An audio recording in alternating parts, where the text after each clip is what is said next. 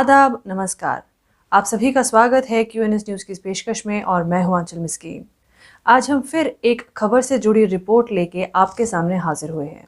खबर ये आई जो commission ministry of social justice and empowerment के अंडर काम करता है, वो श्रीनगर के रहने वाले 12 साल के आयान जफर को, जो विजुअली इम्पेयर्ड है और लोकोमोटर डिसेबिलिटी यानी चलने की अक्षमता से सफ़र कर रहे हैं, उसे लगभग 2.5 साल बाद इंसाफ दिलाने में सफल हुआ यूं था कि आयान, जो DPS स्कूल के स्पेशल एजुकेशन नीड डिपार्टमेंट में एजुकेशन परस्यू करने के लिए एनरोल हुआ था, उसे 19 जून 2019 में स्कूल कैंपस में ही स्कूल बस ने हिट किया था। जख्मी होने पर सबसे पहले आयान को अहमद हॉस्पिटल नौगाम ले जाया गया, जहां उसकी इंजरी का नेचर पता नहीं लग पाया। फिर उसकी इंजरी को नज़र में रखते हुए, जिसमें उसकी लोअर लिम्स को बहुत डैमेज हुआ था, आयान को bones and joints hospital Barzulla shift किया गया। वहां से फर्दर उसे स्किम्स हॉस्पिटल में रेफर किया गया था, क्योंकि इस एक्सीडेंट में उसकी राइट लोअर लिम्ब की नर्व्स, वेन्स और मसल्स को भारी क्षति पहुंची थी। क्योंकि आयान रिकवर नहीं कर पा रहा था, तो आयान के पेरेंट्स ने उसे कोकिलाबेन हॉस्पिटल मुंबई ले जाने का फैसला किया। पर इंजरी इतनी गहरी थी कि मुंबई के इस हॉस्पिटल ने भी आयान को स्पेशलाइज्ड ट्रीटमेंट के लिए तमिलनाडु ले जाने को कहा, पर वहां से भी कोई राहत नहीं मिली।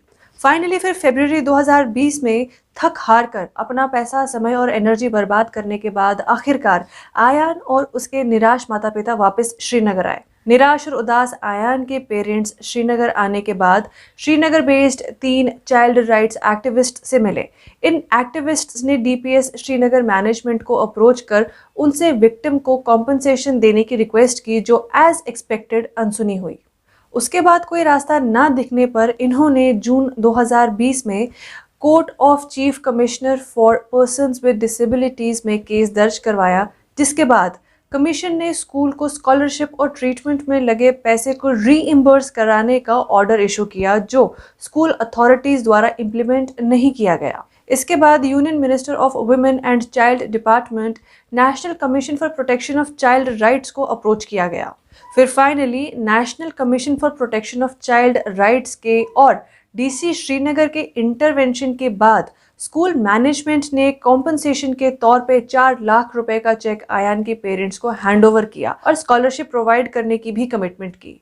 2.5 साल बाद, कड़ी जद्दोजहद के बाद आखिरकार आयान और उसके पेरेंट्स को इंसाफ मिला। पर यहाँ सवाल ये है कि आखिर स्कूल अपनी रिस्पॉन्सिबिलिटी से पीछे क्यों रहा? क्या उन्होंने स्पेशली एबल्ड बच्चों के लिए एक विंग दिखावे के लिए शुरू किया था कि मॉरली ग्लैमरस दिखेगा?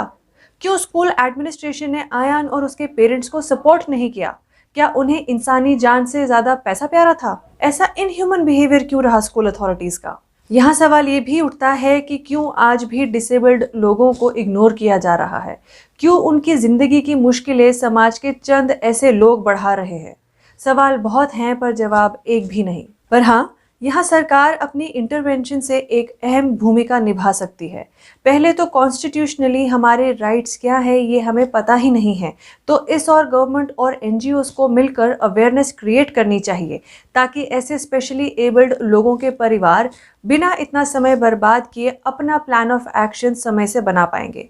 एटलीस्ट वैसे उन्हें पता तो होगा कि आखिर करना क्या है, और साथ ही एक्टिवली सरकार और NGOs को स्कूल्स, कॉलेजेस और यूनिवर्सिटीज़ को भी अपने रडार पर रखना होगा। वरना अगर इन्हें ऐसे ही अनचेक्ड छोड़ दिया गया, तो इनका साथ देने वाला, इनके हक में इनकी लड़ाई लड़ने वाला कोई नहीं होगा।